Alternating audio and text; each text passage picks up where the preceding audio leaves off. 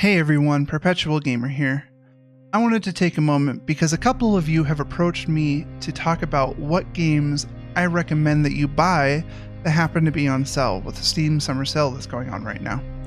Now, when I'm asked in the heat of the moment, I almost never have a good answer.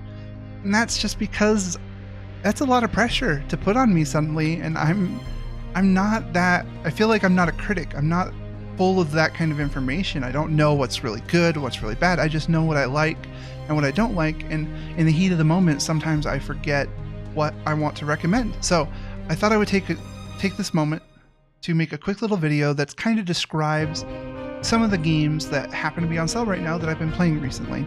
I'm not a critic. These aren't necessarily 100-hour reviews with all the analytics behind it. These are a couple of games that I really like that I want to tell you about so that you can decide if they sound like something you would like too. Wizard of Legend is probably one of my more recent pick up and play style of games that I've grabbed. It really gets me to keep playing because it has such a high skill ceiling. Combine that with a relatively low skill floor, meaning that you can pick it up when you're drunk off your butt, and when you sober up, the game makes you feel like a god. It's just so rewarding. There's so many combinations of skills that when you play, every time you play, you get a little bit better, and it feels a ton better. You feel so amazing when you pull off a flawless boss fight. You dodge every attack and you land every combo that you want to land. And since it's a roguelike, it just resets and grows as you die. You gain more skills, and with each boss fight you get permanent upgrades, and then during the run you get secondary upgrades, and it's just fantastic. The art style is simply fantastic. The music is appreciable, and the fluidity of the gameplay really speaks for itself.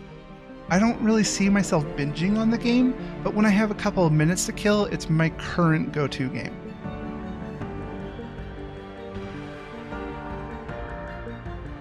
I've played Slay the Spire a decent amount on stream and off stream. Similar to Wizard of Legend, it is a really good pick up and play around style of game. Not everyone is into a deck building game, and I can understand that. But for those of you that are, Slay the Spire can fill the hole in your heart for an artful deck building game. It's tactical, there's strategy, it's just random enough to keep it interesting, but not so random that you feel like you are at the behest of RNGesus. You lose because you messed up 90% of the time. Very rarely do I look at a loss in Slay the Spire and think, wow, I really got screwed by the random number generator. And it'll sound like I copy-pasted this paragraph from Wizard of Legend, but it has to be stated. Artistically, the game is exceptional. It is one of the few games where I enjoy not having background music on because the soundtrack is so damn pretty. All in all, it's a fantastic game. Fortresscraft Evolved is an odd one. I've played this game maybe 5 to 6 times in the past. Each time I went in thinking it was a Minecraft clone, and I quit after an hour. This game is not Minecraft. This game is more like a 3D Factorio, and I love Factorio.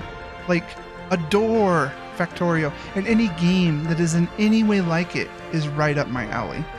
Now I'm waiting for Satisfactory to launch because it also is like a 3D Factorio and looks super interesting, but right now Fortresscraft is my main game. If you are into the automation style gameplay found in things like Factorio, and you are fine with slightly meh graphics in exchange for some good solid gameplay, you will have a great time with Fortresscraft Evolved. Fortresscraft is one of those games where I tell people I love it, they take a glance at it, and they just don't get it. The sound is decent, music is non-existent. I think it's there, but at the time of writing I legitimately don't remember. The graphics are in some ways worse than Minecraft. It tries to go for a more realistic tone, but I personally feel that it felt flat. But none of that matters because it has the second best gameplay loop for its genre. Factorio will always be core to my heart, but in the 3D realm, this game is unrivaled currently. Granted, it's not that huge a genre, but seriously, for roughly $4 US, you can find out for yourself if this game is worth your time, and I think that it might be. This is probably the only AAA title that is going to be here, and that's only because I have somehow logged 65 hours in this game in a very short time frame. If you are into first-person shooters and you prefer ones with slightly more tactical gameplay, this is a good pickup. Now I warn you, operators are slow to unlock without dishing out some cash, microtransactions are there, the alpha pack system is frustrating, like to say the least, and I wish there was a way you could try out operators, but that's not a thing. You don't try them, you buy them or unlock them over time and you hope you like them, I guess. Now there are several 5v5 match style competitive games that I've played. League of Legends and Rainbow Six Siege are the only two that have held my attention for long, and Rainbow Six Siege might actually be the winner for me long term. All competitive games have their communities, for better or worse. If I get called the definition of some crappy rank here one more time by a kid who maybe just went through puberty, I might flip out. And a lot of people are really good at blaming everyone but themselves, because clearly they're a Rainbow Six Siege god and you are the problem.